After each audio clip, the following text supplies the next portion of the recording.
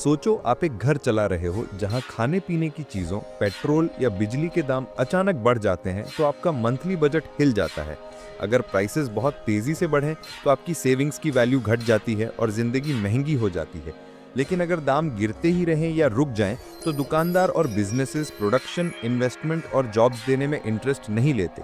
जैसे एक फैमिली को अपने खर्चे प्लान करने के लिए प्राइस स्टेबिलिटी चाहिए होती है, वैसे ही पूरी इकोनॉमी को भी स्टडी प्राइसेस की ज़रूरत होती है ताकि ग्रोथ स्मूथली हो सके। इसी वजह से दुनिया भर के सेंट्रल बैंक्स एक पॉलिसी फॉलो करते हैं जिसे इन्फ्लेशन टारगेटिंग कहते हैं। इन्फ्लेशन का मतलब होता है सामान के दामों में समय के साथ आने वाली आमतौर पर वृद्धि। इससे कंट्रोल करने के लिए हर कंट्री एक कंफर्ट जोन बनाती है जिसमें दाम हर साल बढ़ सकते हैं। ये थोड़ा वैसे ही है जैसे गाड़ी चलाते वक्त एक स्पीड लिमिट सेट कर दी जाती है। इंडिया के लिए ये टारगेट लगभग 4% रखा गया है। अगर इन्फ्लेशन इससे ज़्यादा बढ़ जाता है या बहुत नीचे गिर जाता है तो reserve bank of India (RBI) monetary policy के थ्रू कदम उठाता है ताकि दाम फिर से रेंज में आ जाए। इन्फ्लेशन टारगेटिंग के दो तरीके होते हैं। स्ट्रिक्ट इन्फ्लेशन टारगेटिंग का मतलब है कि सेंट्रल बैंक सिर्फ इन्फ्लेशन पे फोकस करे और ग्रोथ, एम्प्लॉयमेंट या एक्सचेंज रेट्स की परवाह न करे, बिल्कुल उस ड्राइवर की तरह जो सिर्फ स्पीडोमीटर देख रहा है और रोड की कंडीशन इग्नोर कर रहा है। फ्लेक्सिबल इन्फ्लेशन टारगेटिंग ज़्यादा प्रैक्टिकल होता है। इसमें इन्फ्लेशन सेंट्रल फोकस तो रहता है, लेकिन साथ ही interest rates, jobs, economic growth और करेंसी स्टेबिलिटी पर भी ध्यान दिया जाता है। इंडिया ने ये फ्लेक्सिबल मॉडल अपनाया है जो 2016 में फॉर्मली अडॉप्ट किया गया, जब सरकार और RBI ने डिसाइड किया कि प्राइस स्टेबिलिटी मेन ऑब्जेक्टिव होगा, ग्रोथ को भी ध्यान में रखते हुए। इसके लिए RBI एक्ट 1934 में अमेंडमेंट किया गया और एक लीगल फ्रेमवर्क बनाया गया। इंडिया का टारगेट फिक्स हुआ 4% इन्फ्लेशन का, जिसमें प्लस या माइनस 2% का टॉलरेंस बैंड रखा गया, यानी इन्फ्लेशन आइडियली 2 से 6% के बीच रहना चाहिए। Headline consumer price index (CPI), जो हाउस होल्ड्स के खर्चे के बास्केट के दामों में एवरेज बदलाव को मेजर करता है, उसे बेंचमार्क के तौर पर चुना गया।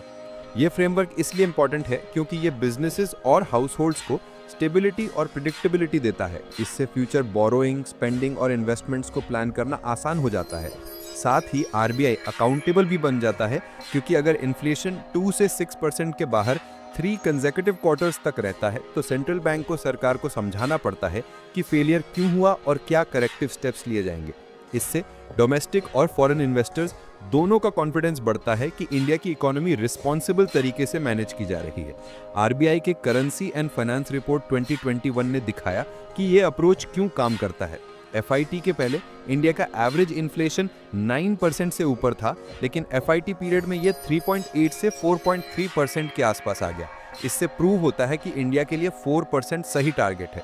रिपोर्ट ने यह भी कहा कि 6% अपर टॉलरेंस लिमिट और 2% लोअर टॉलरेंस लिमिट होनी चाहिए, क्योंकि 2% से नीचे जाना ग्रोथ को नुकसान पहुंचाता है और 6% से ऊपर जाना सेविंग्स और स्टेबिलिटी को खतरा पहुंचाता है।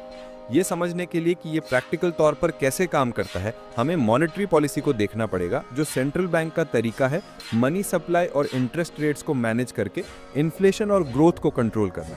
अगर इन्फ्लेशन बहुत ज़्यादा बढ़ जाए तो RBI इंटरेस्ट रेट्स बढ़ा देता है, जिससे लोन्स महंगे हो जाते हैं, बोरोइंग और स्पेंडिंग कम होती है और दाम ठंडे हो जाते हैं। अगर इन्फ्लेशन बहुत नीचे आ जाए तो RBI रेट्स घटा देता है, जिससे लोन सस्ते हो जाते हैं, लोग ज़्यादा बोरो और स्पेंड करते हैं और ग्रोथ बढ़ जाता है। यहीं पर अकोमोडेटिव और टाइट मॉनेटरी पॉलिसी के कॉन्सेप्ट्स आते हैं।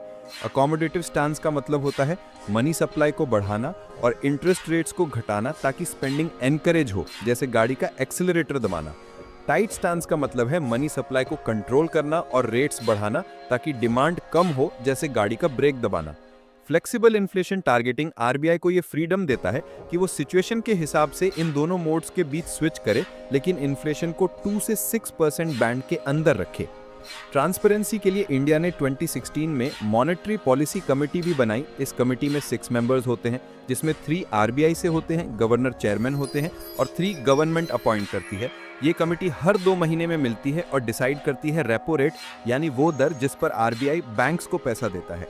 ये रेपो रेट ही आगे चलकर home loans, car loans, deposits और दूसरे फाइनेंशियल प्रोडक्ट्स के रेट्स को इन्फ्लुएंस करता है।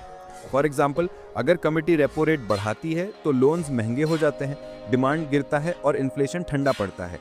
अगर रेपो रेट घटाया जाता है तो लोन सस्ते हो जाते हैं, डिमांड बढ़ता है और ग्रोथ तेज हो जाती है। जैसे जैसे इंडिया ग्लोबल इकोनॉमी से ज़्यादा जुड़ रहा है, इन्फ्लेशन को मैनेज करना सिर्फ डोमेस्टिक खाने पीने या फ्यूल प्राइसेस का मसला नहीं है, बल्कि foreign capital flows, oil prices और एक्सचेंज रेट मूवमेंट्स भी इंपॉर्टेंट होते जा रहे हैं। इसलिए आरबीआई को अपनी कैपेसिटी स्ट्रॉन्ग करनी होगी ताकि फॉरेन पैसे के सडन फ्लोज को हैंडल कर सके और ग्रोथ और स्टेबिलिटी के बीच बैलेंस बनाए रखे। आगे चलकर प्राइस स्टेबिलिटी पर फोकस करना फ्लेक्सिबल इन्फ्लेशन टारगेटिंग के थ्रू इंडिया के लिए हेल्पफुल होगा, खासकर जब कंट्री अपना कैपिटल अकाउंट ज़्यादा लिबरलाइज करेगी और इंडियन रूपी को ग्लोबल बनाने की तरफ आगे बढ़ेगी। आखिर में फ्लेक्सिबल इन्फ्लेशन टारगेटिंग को एक बैलेंस एक्ट समझा जा सकता है, जैसे घर का थर्मोस्टेट। जब ज़्यादा गर्मी होती है तो वो ठंडा करता है और जब ज़्यादा ठंड होती है तो वो गर्म करता है, हमेशा रूम को कंफर्टेबल रखने की कोशिश करता है। इंडिया के लिए भी इन्फ्लेशन को 4% के आसपास रखना 2 से 6% के बैंड के अंदर वही कंफर्ट जोन बनाता है जो प्राइस स्टेबिलिटी के साथ साथ इकोनॉमिक ग्रोथ के लिए भी जगह देता है।